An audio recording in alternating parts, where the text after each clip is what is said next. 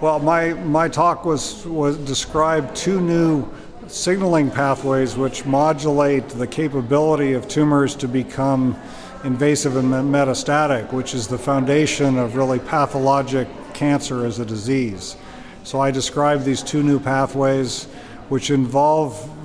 thinking about tumors as outlaw organs where the cancer cells co-opt other cells in the environment in order to expand and migrate. And I described these two new pathways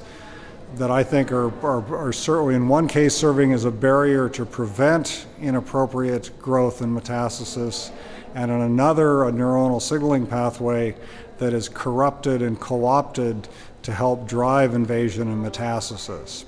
So the notion is that improved knowledge about the mechanisms by which cancer cells become aggressive will help us to